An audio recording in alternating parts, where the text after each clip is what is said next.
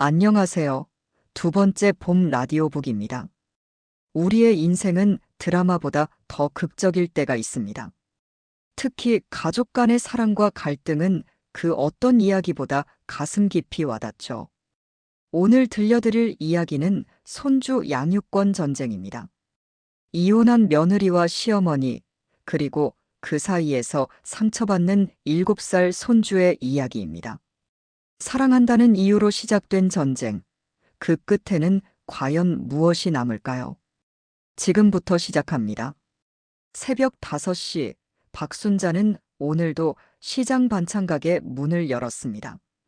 68년을 살아오며 단 하루도 쉬어본 적 없는 삶이었죠. 손은 거칠고 허리는 굽었지만 그녀에겐 자랑이 하나 있었습니다. 바로 외아들 민수였습니다. 하지만 그 아들이 사업에 실패하고 도박에 빠져들면서 순자의 살도 무너지기 시작했습니다. 3억이라는 빚.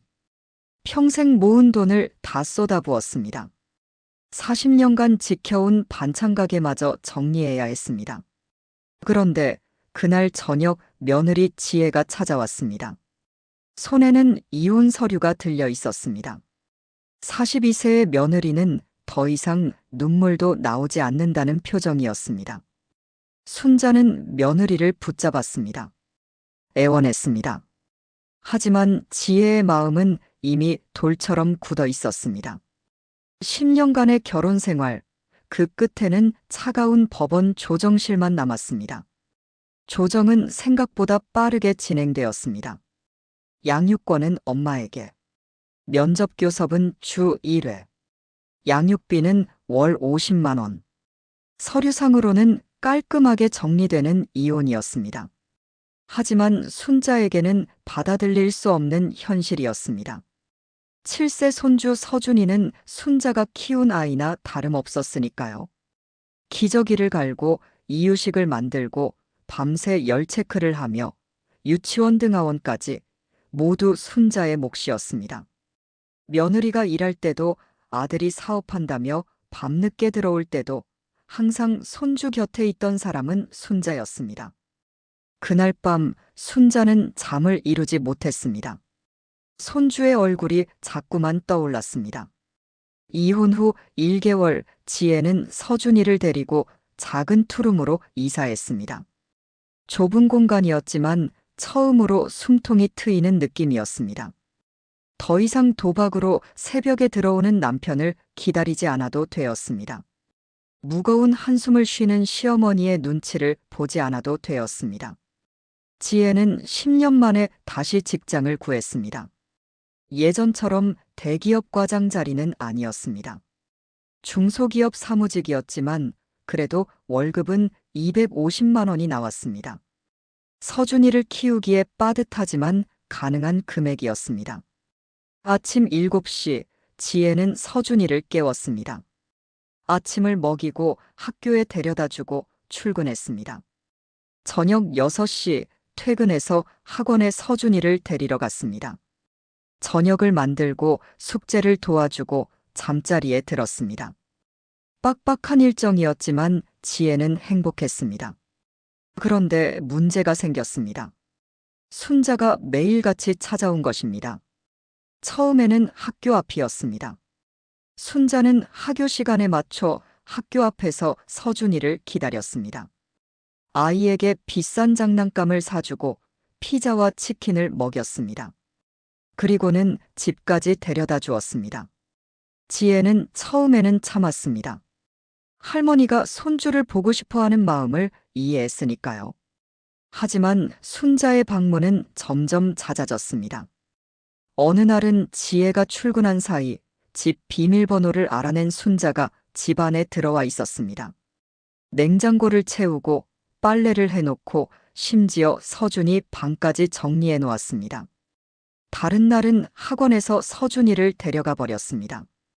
지혜에게 연락도 없이 말입니다. 지혜가 황급히 전화를 걸었을 때 순자는 태연하게 대답했습니다. 손주와 저녁 먹고 있다고 걱정하지 말라고 했습니다. 지혜는 점점 지쳐갔습니다. 이혼은 했지만 여전히 시어머니로부터 자유롭지 못했습니다. 그날 저녁 지혜가 퇴근했을 때 집은 텅 비어 있었습니다. 서준이가 보이지 않았습니다. 심장이 철렁 내려앉았습니다. 학원에 전화를 걸었습니다. 학원 선생님은 오후 4시에 할머니가 데려갔다고 했습니다. 지혜는 순자에게 전화를 걸었습니다. 1번, 2번, 3번. 순자는 받지 않았습니다. 5번째 전화에서야 순자가 받았습니다. 순자의 집으로 달려간 지혜는 거실에서 텔레비전을 보고 있는 서준이를 발견했습니다. 아이는 할머니가 사준 새 옷을 입고 치킨을 먹고 있었습니다. 지혜는 참았던 말을 쏟아냈습니다. 순자도 질세라 소리를 높였습니다. 두 사람의 언성이 높아지는 동안 서준이는 방 안으로 숨어 들어갔습니다. 그날 이후 두 사람의 관계는 완전히 틀어졌습니다. 순자는 더욱 적극적으로 손주를 찾아갔습니다. 학교에 찾아가 담임 선생님에게 자신을 긴급 연락처로 등록해달라고 했습니다. 서준이 명의로 통장을 만들어 매달 10만 원씩 넣기 시작했습니다. 보호자란에는 자신의 이름을 적었습니다. 지혜는 학교로부터 연락을 받고 알게 되었습니다. 분노가 치밀어 올랐습니다.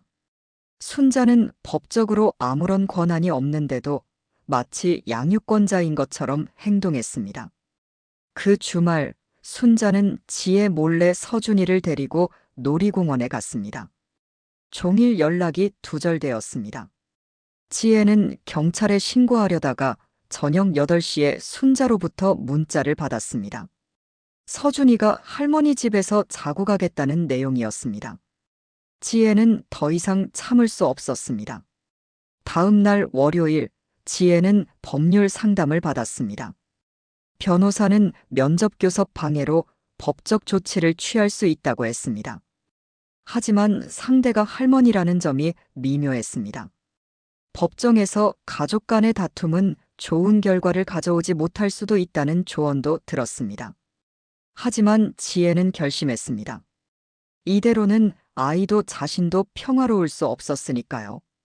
같은 시각 순자도 법률사무소를 찾아갔습니다.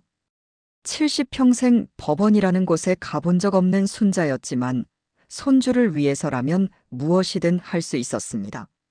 순자의 변호사는 친권자 변경 소송을 제안했습니다. 엄마가 제대로 양육하지 못한다는 점을 입증하면 할머니에게 양육권이 올 수도 있다고 했습니다. 물론 쉽지 않은 소송이었지만 불가능하지는 않았습니다. 2개월 후 법정에는 3사람이 앉아 있었습니다. 지혜, 순자 그리고 그 사이에 선서준이었습니다. 재판이 시작되었습니다. 순자의 변호사가 먼저 입을 열었습니다. 서류 뭉치를 제출했습니다.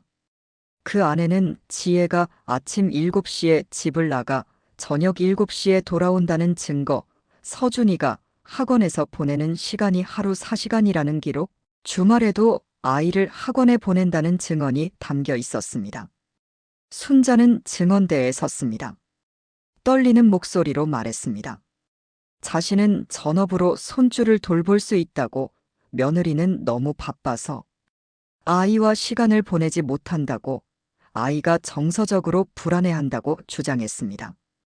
다음은 지혜의 차례였습니다.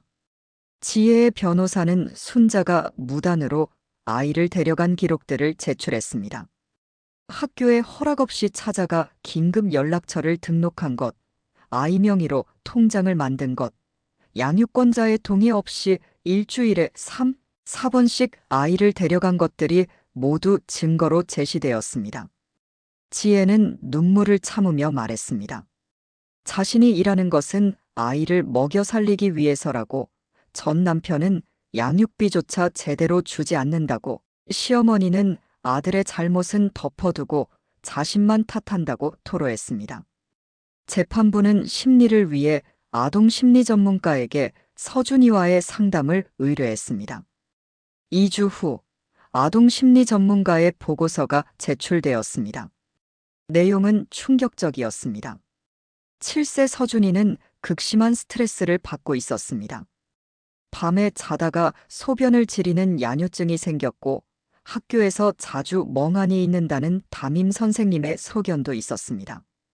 친구들과 잘 어울리지 못하고 불안 증세를 보인다는 내용도 포함되어 있었습니다.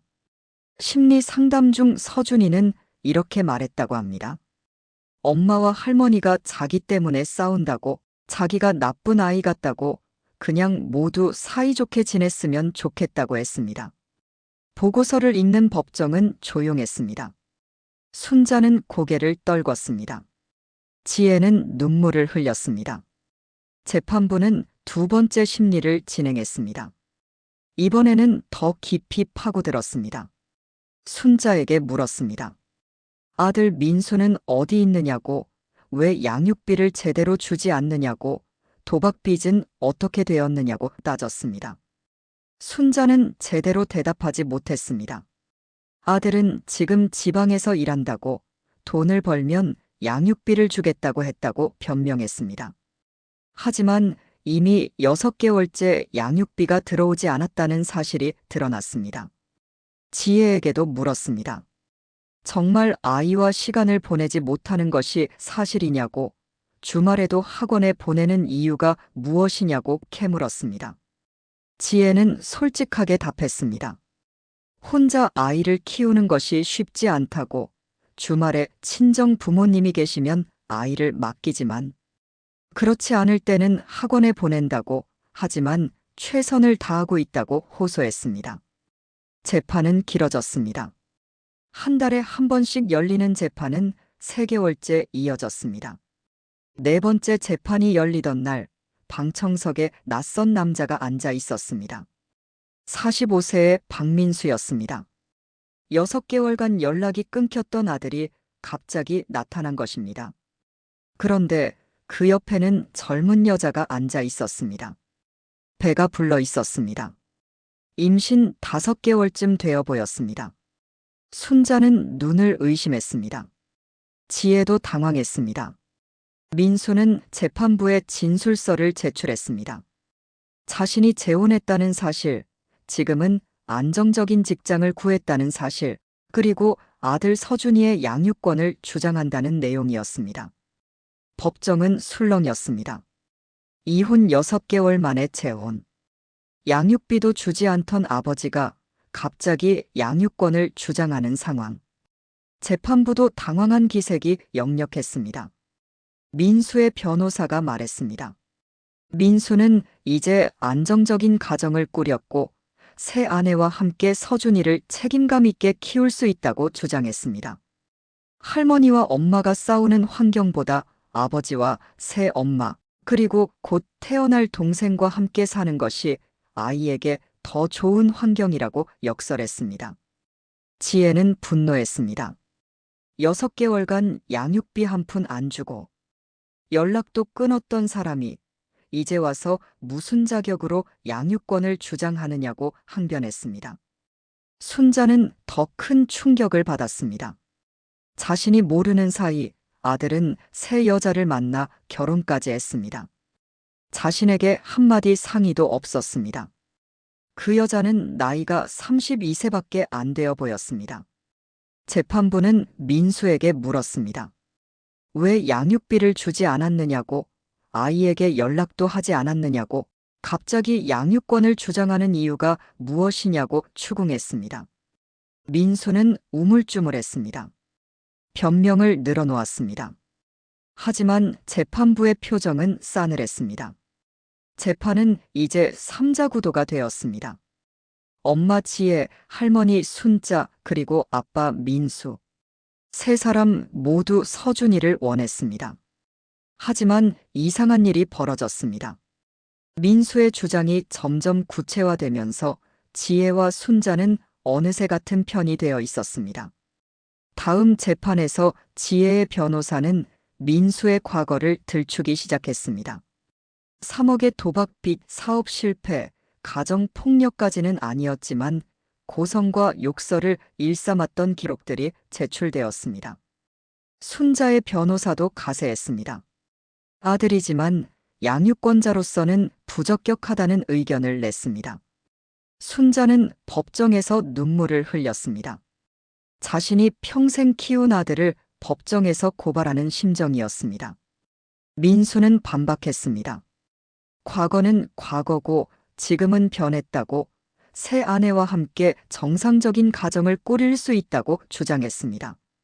하지만 재판부는 냉정했습니다. 민수에게 물었습니다. 새 아내가 임신한 상태에서 전처의 아들까지 키울 수 있겠느냐고, 경제적으로 가능하냐고, 새 아내는 동의하느냐고 캐물었습니다. 민수의 새 아내가 증언대에 섰습니다. 그녀는 조심스럽게 말했습니다. 서준이를 받아들일 준비가 되어 있다고 하지만 솔직히 걱정도 된다고, 자신의 아이가 태어나면 서준이와 차별이 생길까봐 두렵다고 고백했습니다. 그 순간 민수의 주장은 힘을 잃었습니다. 재판부는 민수에게 6개월간 밀린 양육비 300만 원을 즉시 지급하라는 명령을 내렸습니다. 그리고 앞으로 매달 100만 원의 양육비를 지급하라고 판결했습니다. 하지만 양육권에 대해서는 기각했습니다. 민수는 항소하겠다고 했지만 결국 포기했습니다. 새 아내의 만류도 있었고 경제적으로 감당할 수 없었기 때문입니다. 5번째 재판.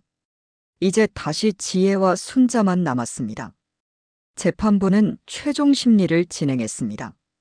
이번에는 서준이가 법정에 나왔습니다. 판사는 부드러운 목소리로 물었습니다. 누구랑 살고 싶으냐고, 엄마가 좋으냐, 할머니가 좋으냐고 조심스럽게 물었습니다. 7세 서준이는 한참을 침묵하다가 입을 열었습니다. 아이는 엄마도 좋고 할머니도 좋다고 했습니다.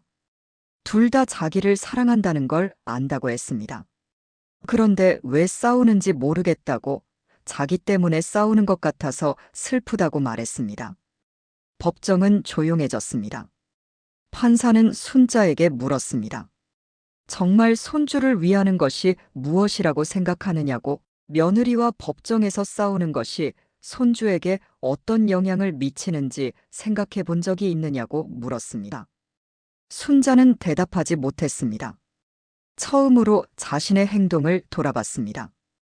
판사는 지혜에게도 물었습니다.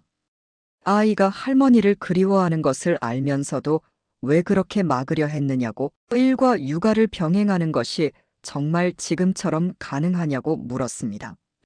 지혜도 침묵했습니다. 자신도 완벽하지 않다는 것을 인정할 수밖에 없었습니다.